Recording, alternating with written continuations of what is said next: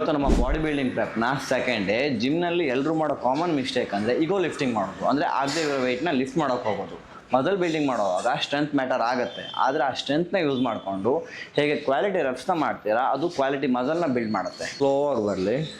ನೀವು ವರ್ಕೌಟ್ ಮಾಡುವಾಗ ಮಸಲ್ನ ಫೀಲ್ ಮಾಡ್ತಾ ಇಲ್ಲ ಅಂದರೆ ಸಿಂಪ್ಲಿ ಟೈಮ್ನ ವೇಸ್ಟ್ ಮಾಡ್ತಾ ಇರ್ತೀರಾ. ಬೆಂಚ್ ಪ್ರೆಸ್ ಮಾಡುವಾಗ ಕೆಳಗಡೆ ಸ್ಲೋ ಆಗಿಬಿಡಿ, ಮೇಲೆ ಫಾಸ್ಟ್ ಆಗಿರ್ತಿ. Control equals to growth. Lat pull down ಮಾಡುವಾಗ ಬಾಡಿ ಸ್ವಿಂಗ್ ಮಾಡಬಾರ್ದು, ಫುಲ್ ಸ್ಟ್ರೆಚ್ ಮಾಡಬೇಕು ಮತ್ತು ಹಾಗೆ ಫುಲ್ ಕಾಂಟ್ರಾಕ್ಷನ್ ಮಾಡಬೇಕು. ಡಂಬಲ್ಸ್ ಕಲ್ಸ್ ಮಾಡುವಾಗ ಮೇಲೆ ಸ್ಕ್ವೀಸ್ ಮಾಡಬೇಕು, ಮೊಮೆಂಟಮ್ ಮಾಡಬಾರ್ದು, ಫುಲ್ ಮಸಲ್ ಟೆನ್ಷನ್ ಇರಲಿ. ಲೆಗ್ ಪ್ರೆಸ್ ಮಾಡುವಾಗ ನಿಮ್ಮ ಹೀಲ್ಸ್ನ ಯೂಸ್ ಮಾಡಿ ಪುಷ್ ಮಾಡಬೇಕು ಮತ್ತು ವೆಯ್ಟ್ಸ್ನ ಬೌನ್ಸ್ ಮಾಡಬಾರ್ದು. ನೀವು ಮಾಡೋ ಫಸ್ಟ್ ರೆಪ್ಪಲ್ಲ ಲಾಸ್ಟ್ ರೆಪ್ಪಲ್ಲಿ ಮ್ಯಾಟರ್ ಆಗೋದು. ಆ ಬರ್ನ ಫೀಲ್ ಮಾಡಿ, ಆ ಕೇಸ್ನ ಕಂಟ್ರೋಲ್ ಮಾಡಿ, ಆ ಪ್ರತಿಯೊಂದು ಇಂಚಿಂಚು ಮೂಮೆಂಟ್ನು ಡಾಮಿನೇಟ್ ಮಾಡಿ.